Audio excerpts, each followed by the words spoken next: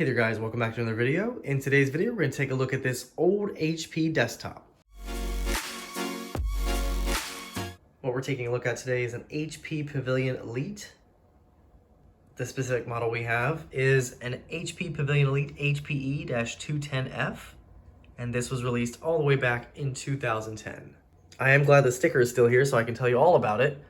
So we have an AMD Phenom II 945 quad-core processor, 8 gigs of DDR3 memory, 1 terabyte hard drive, a Blu-ray player and DVD burner, ATI Radeon HD-5450 graphics with a whopping 512 megabytes of DDR3 dedicated graphics, does have wireless 802.11b G&N, and Windows 7 Home Premium.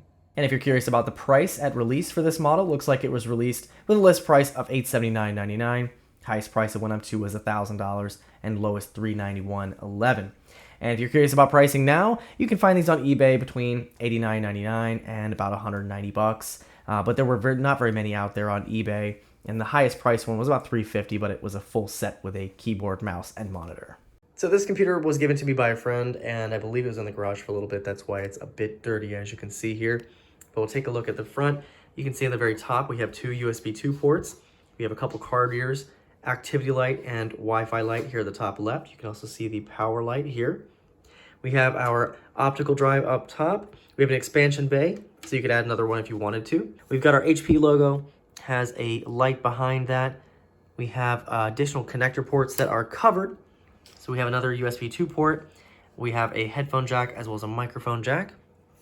And then at the bottom we have our HP Pavilion Elite HPE, AMD logo, and Windows 7 logo. Taking a quick look at the rear I/O, you can see at the top we have our power supply. Down a little further we do have our GPU, and it does have an HDMI and DVI port on that. A little bit lower here you can see another fan to cool down the inside. We do have a bunch of audio jacks here. We have Ethernet, we have 4 USB ports, we do have FireWire 1394. We have 2 blocked off video ports. These are for the motherboard, so if you didn't have the GPU, you could use those. We also have an optical out. We also have 2 additional USBs at the back for a total of 6. This computer did come with Windows 7 Home Premium out of the box. Now I have factory reset the computer using the recovery partition, which was still intact, which was nice to see. And this is how it's going to look out of the box. So as you can see, we have this custom wallpaper from HP, robot hand holding the HP logo. We do have a dock at the top with a couple of different things. So we have HP Advisor, HP Media Smart, Discover Your PC, you can buy software, Snapfish, Norton, and you can customize it. We also have Bing Search included right there as well. This does boot with the computer, however you can of course turn this off in startup items, and you can close it if you're not going to use it. Some other items on the desktop, you can see we have eBay. I did download Chrome because it was using Internet Explorer, which barely works of course nowadays. HP Support Assistant, Norton Internet Security, Play HP Games. You also have a trial of Microsoft Office for 60 days, and I think that's Microsoft Office 2007? Yes. So you do have that trial. I'm not sure if any of this still works, but it is here by default. Some other things you can see here, we have Windows Media Center. We do have a couple of extras in here. Of course, we have HP, got our Support Assistant update, Advisor, Media Smart Demo. We do have LightScribe for disk labeling. And we have Microsoft Works as well, Norton Internet Security, Norton Online Backup, online services. So you've got Get Online, can't tell what that is. We have Skype, PC Help and Tools, so you have diagnostics, more support information, recovery, you have user guides and Windows Live, and of course a couple other things up here. So we've got Cyberlink, DVD Suite, got eBay again, QuickBooks, HP Software Store, Hulu Desktop, Internet Explorer, Office PowerPoint Viewer, Pandora, Picture Mover, Snapfish. So a couple of bloatware items, but not too bad. And honestly, computer still runs pretty decent with its included hard drive. And just to show you real quick, we can open up the internet real quick and maybe open up a couple other things and just see how long it takes for these things to start. And honestly, it still performs pretty well. So as you can see, Internet Explorer started. We have the HP thing coming up here. Yeah, it's a little sluggish, but for the most part, it's doing pretty good, bringing up these different programs. So still not too shabby. Of course, Windows 7 is a little bit less resource heavy than Windows 10 and Windows 11 is. But of course, we are going to try Windows 10 on this machine.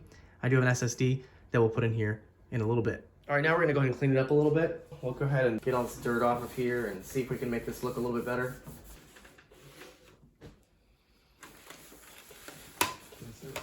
Yeah, it's really dirty. Ooh, this thing is dusty.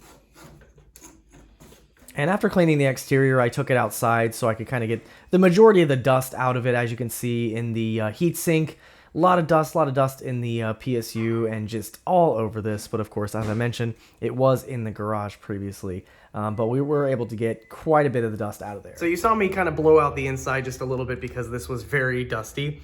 But one thing I'd also like to do is take off this heatsink and fan. I got some of the, crust and dust out of there, but it's still pretty caked in there, as you can see. So I want to take this off and clean it completely, give it some new thermal paste. And then I also want to just add an SSD in here. I'm going to leave this here. I'm just going to take the cables out and plug the SSD in and then put Windows 10 on it because I want to see how well this will run Windows 10 because I think this computer is still usable now. So let's go ahead and get started with our fan and heatsink. So here is our heatsink, very dirty. This one screw did not want to come off and well, the CPU came with it. That was not supposed to happen. So yeah, don't be like me, but let's go ahead and clean this bad boy up. Well, we've cleaned up one fan. The heatsink's pretty clean. I've got to blow out some of the dust out of there. Let's go ahead and clean this rear fan as well. And here's our fan after a little bit of clean. So we'll let that dry off here. Now to get all this old thermal paste off. Here's our cleaned up AMD Phenom II. Go ahead and lock it down. Heatsink all cleaned as well, so we can put that back together and put it back on. It's now time for the new thermal compound. So we've got MX4 from Arctic. I'm not sure what a good amount would be, but we're just gonna go with it. Maybe that maybe isn't too much, I don't know. We'll find out. Another thing we'll do is we'll go ahead and replace the CR2032 CMOS battery since this one is probably 13 years old. Next thing we're gonna do is take a look at our GPU. You can see that the fan on this bad boy is definitely in need of a clean. All right, that's probably about as good as I'm gonna get it. I didn't actually take the fan off because it's kind of got a weird design, so don't wanna mess with anything and break anything. It looks like it's, older plastic, but overall, the rest of it does look okay, so we'll go ahead and put that back. Just took off the front cover just for fun, and I didn't think I would find this much dust, but yeah. And here is a cheap 256 gig SSD. We're just gonna pop in here just to put Windows 10 on. Like I said, I just wanted to test that out on here. And here is our system. It's now nice and clean. The heatsink is clean, fan is clean, new thermal paste. We've got another clean fan here, cleaned up that GPU, and overall a lot less dust, so it should run pretty well. Here's our current setup. So we have the side panel off. I do have the SSD kind of just hanging here. So as I mentioned, I just took the cables from the hard drive and put it into this SSD. We did get Windows 10 installed. So we'll go ahead and boot it up here just to show you how quick that is. And for the most part, it is a lot quicker with the SSD. Well, even with the hard drive, it was still pretty decent. But with the SSD, it's definitely very, very speedy. The biggest thing you'll notice with this is, of course, when trying to do any games or any benchmarks, you definitely start to see the age of the computer. But as you can see, in less than, 20-30 seconds it does boot, has an update here, but here we are almost at the home screen. There we go. So here we are. Everything loaded pretty quickly. So there were some updates for the computer from Windows. However, I looked this up on HP's site and there are literally no drivers for Windows 10. So if you are updating this, just be aware that you're gonna have very minimal drivers. So this was best for Windows 7 or maybe even Windows 8, I don't know. But Windows 10 had no drivers for this from HP's site. Taking a look at our task manager, you can see kind of things are spiking up and down a little bit with our CPU. We got 4 cores, 4 threads here. A little over 3 gigs out of our 8 is used. 1333 megahertz. We've got our SSD in here. It's a 256 gig SSD. Seems to be working pretty well. As for Wi-Fi, as I mentioned, it's got A, B, G, and N. It is dual band. Seems to be working pretty well. We can do a quick speed test here on my internet. I do have fiber, so it should be pretty good. You can see Chrome starts up pretty quickly. Go to fast.com just to show you what it's gonna get. So I should be getting about 500, but looks like it is getting 100. Maybe that's the limit, not really sure. Oh, 180, okay. Maybe a little bit more. 180, 190. So pretty decent for the most part. We'll check our upload as well. Not what I should get, but for, you know, an older computer with an older wireless card, not too shabby. Now, as I mentioned, the benchmarks on here, this is not going to be the greatest thing in the world for gaming. So if you're running some old games, might be okay. But as mentioned, we have an AMD Radeon HD-5450 with 512 megabytes of RAM. So we'll run this DirectX 11 test for PCs with integrated graphics, and you'll see what I mean. It is not great. And again, this test is meant for integrated graphics. So this would be, you know, your off-the-shelf i3, i5 with integrated graphics, no dedicated GPU. And this is how bad it is with this dedicated GPU. So it's, of course, really old and outdated. But again, you can run older games, but even this simple benchmark, you can see the frame rate is just not great. So as you saw in the last clip, the performance with the benchmark was not great. You saw the frame rates, not really good. So if you're trying to play modern games on something this old, it's just not going to happen. But if you have older games you want to play, you know, from that era, probably will run pretty well. Basic games, and of course, this computer will excel at basic tasks. So just to give you an idea of the real world performance, I do have a couple of apps on the desktop here we'll open up just to show you.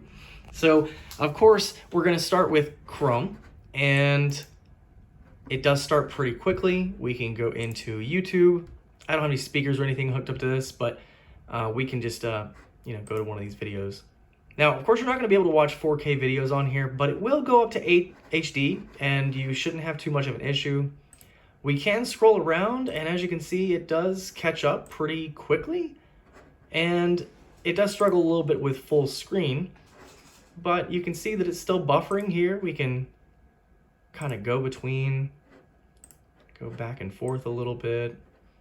Scrolling is really good, so honestly, not too shabby at all. And we can also go between different videos, so they load up relatively quickly. So of course, depending on the internet, I have pretty decent internet, but you can see that even this old 13-year-old computer can still do pretty well with, you know, sites like YouTube. Of course, we can try Microsoft Edge.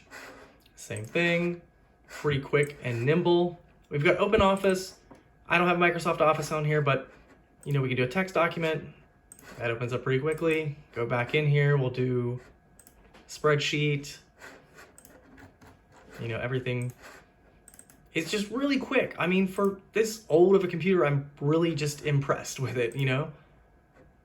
So we can go do one of these little templates here and create it.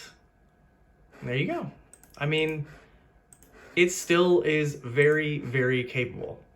Of course, we can open up Steam. Not that we're going to play any games on here, but I did have to download Steam just to get the benchmark on this computer.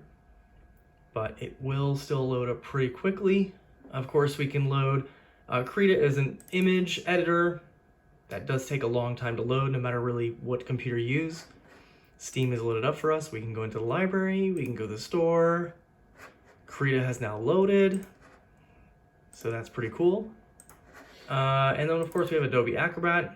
Open that up, and you can see, for the most part, I mean, everything is opening up really, really quickly. So honestly, performance on this computer is still very good. So there you guys have it, a video on this HP Pavillion Elite from 2010. I fully went into this expecting that this computer would not be capable of performing nowadays, but honestly, I was pleasantly surprised. Even with its specs out of the box, it was just fine. Worked really, really well. But after a clean, and after changing to an SSD, installing Windows 10, and trying out a couple programs, with the exception, of course, of our benchmark, this thing performs really, really well, even 13 years later. So do not doubt old computers, because they may, you know, still work a lot better than you expect. Anyway, guys, hope you enjoyed the video. Any questions or comments on this one, please feel free to leave them down below, and I'll see you guys in the next one.